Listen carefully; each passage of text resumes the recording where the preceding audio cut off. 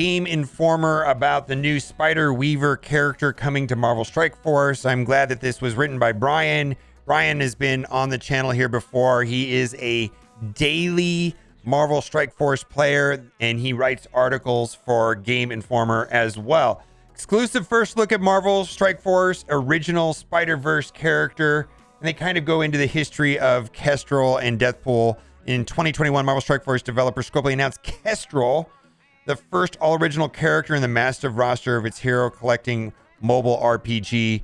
Designed in collaboration with Marvel, Kestrel is the long-lost founder of Strike and the in-universe organization for which the game is named. So the reason why that's interesting to me is that they said there was going to be a Strike team required for Apocalypse, and they didn't say what that is, which could be any characters, right? Because the whole game is Strike, right? But the founder of Strike is Kestrel. Maybe it's going to be these three characters and two other characters. Like I said the other day, maybe they're going to throw in Shield Medic and Shield Trooper, right? And just say that it's a Strike team. We will see. Or maybe they'll come out with some more Strike characters. We don't know if it's going to be a specific thing or not. It's unknown at this time.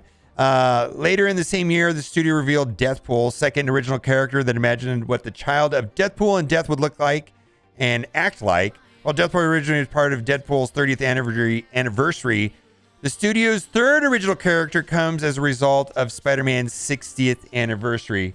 So this is in quotes right here. With Spider-Man's 60th anniversary happening, Marvel came to us and they asked, "Hey, could you come up with a new original Spider-Verse character?" No pressure there, Marvel Strike Force creative director Sean Duggan says with a chuckle. There's this big responsibility because not only is it a Spider-Verse character, it's a Marvel character. So how do you come up with something that is new, fresh, innovative, and something that hasn't seen before in the Spider-Verse? So our team started gathering ideas, and one of the things that came up was the notion of this Navajo figure, the Spider-Woman's, and we're just going to call that the Navajo Spider Deity. So whenever we come across this, we're just going to refer to it as the Navajo Spider Deity. And there's another picture of her.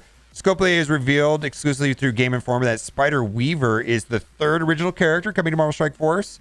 And this is kind of important. As a part of a new Tangled Web team, which is going to be a Cosmic Crucible team, which we're going to go into a little bit more detail here, which also features new additions Spider-Man 2099 and Spider-Man Noir.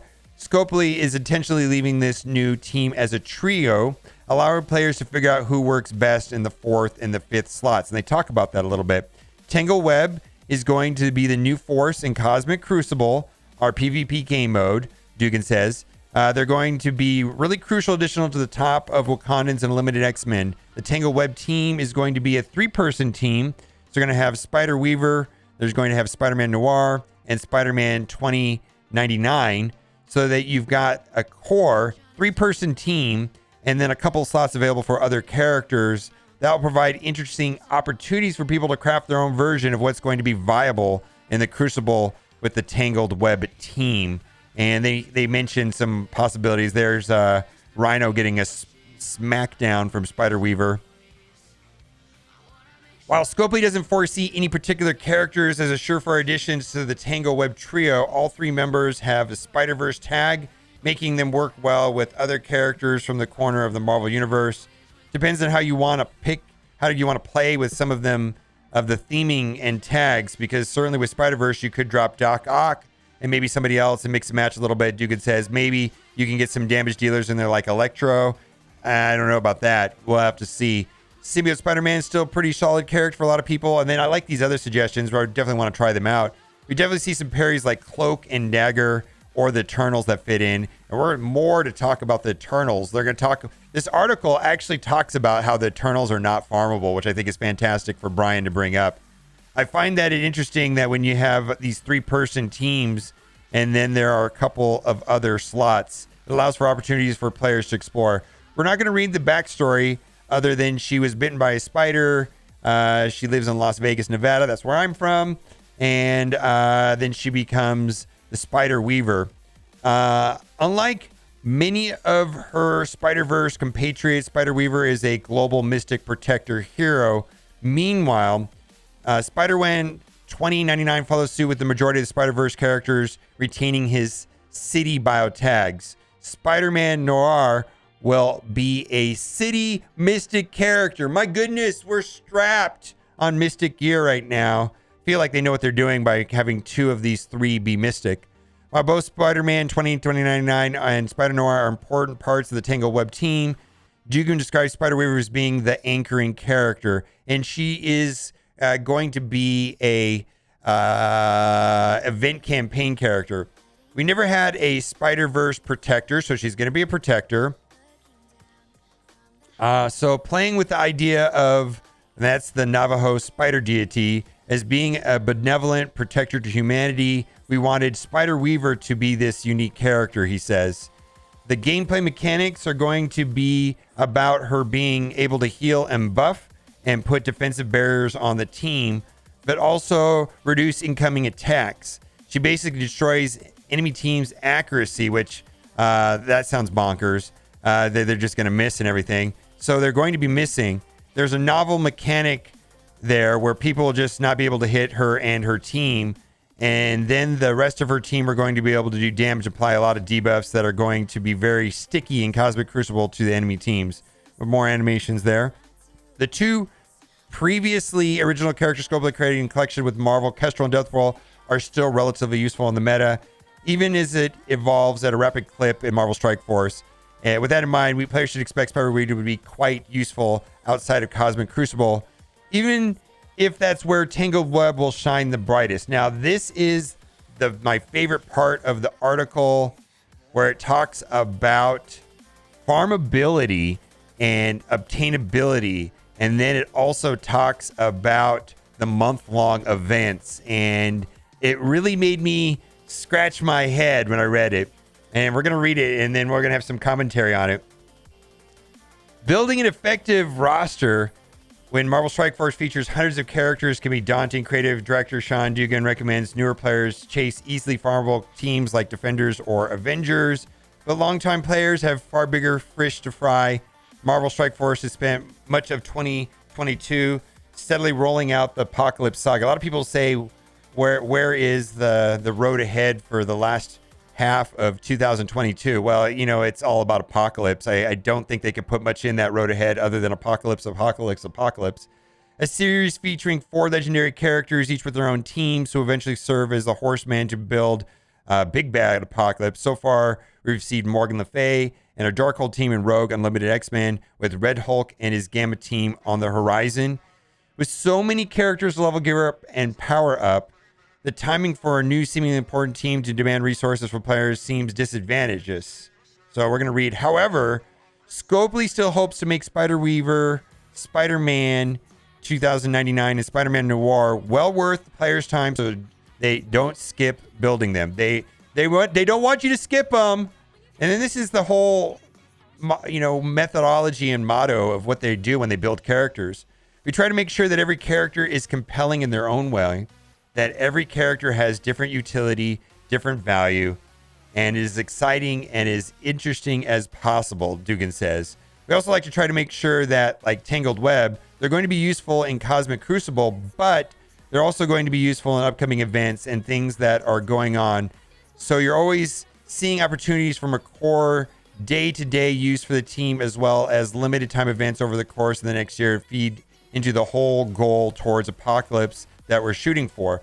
Now, I don't want to put words in his mouth, but I wonder if he's saying that it's going to be a Scourge team on for Death. I don't know, but that kind of implies that, but it could also mean something else. It could be just other events. It does kind of feel like he's saying that this is going to be a Scourge team, but it's not clear. Then he goes, this is my favorite part of the article, and I got to give props to Brian for putting this in, because this is a big problem right now. This team also arrives in the midst of a deficit of obtainable characters, many of whom been out of the game for months and are still not farmable. Most notably, the extremely powerful members of the Eternals, Cersei and Icarus, who were first introduced in October of 2021. And now he's quoting the director. It's really important for us to make sure that there's a time where characters are a bit more exclusive. Why? Why is it that important to them? Is it really important for us? Or for money, I suppose. Let's read that again. It's really important for us to make sure that there's a time where characters are a bit more exclusive, a little bit harder to get a hold of, but then gradually become more broadly available to everyone, Dugan says. Then there's a mix where we always want to make sure that some of the characters are really interesting and compelling, are available to everybody immediately, so that it's a balancing act with all these things immediately. All right. There's been a lot of attention lately making sure that some of the really useful characters are available through different sources. We've updated the Raid Store and the Arena Store with Web Wars like Ghost Spider and Scarlet Spider. Yeah. But that's not Circe and Icarus. Circe and Icarus came out last October. Some of these characters popping up that you can farm a little more effectively. And this part drives me insane. And we absolutely listen to the things that players are asking when they say, hey, when are we going to make this character available? We listen to that and figure out what makes sense and how to get that out to the players. I think what I'm asking, and I haven't heard anybody really, word it this way, is like, if you're going to release 4 characters in a patch, let's say, why aren't there 4 characters made farmable? Why isn't there this 1-to-1 ratio? When this happens, that's like a question that people are actually asking. Why are they running into a deficit? And why is this so important to you, right? This is just bonkers a little bit to me. It's really important for us to make sure there's a time where characters are a little bit more exclusive. I guess I know the answer to that question. It's money. It's just interesting that it makes it an offer. Then we talk about the month-long events. One relatively new way players have been able to get new characters through a series of month-long events. Through these extended events, which have various shorter events feeding into them, players have earned charge for characters like Mighty Thor. Hulkbuster was not a month-long event, but that's not the point. And Abomination. Players should expect events for like these to continue at least in the near term. I don't want to say it will be a year from now or anything like that, but we like these opportunities where the events that we have during the course of a month can fit together. As a player, you feel like there's something fun for me to be doing, something fun for me to be chasing, individual pieces to fit to a higher goal. That's appealing. I don't feel like people feel that way. I feel like people are saying that these events are convoluted and needlessly complicated, and that they're intentionally designed to be confusing and hard to do math on. Dugan says, I like that and hope the fans do too. So as we're going forward each month after month, we look for ways to iterate, adjust, and hit the right balance, because what we're trying to do is strike a balance where I can engage and have some fun, I can get some good prizes, and I can make some good progress and feel good about playing the game every day with some kind of new to focus on.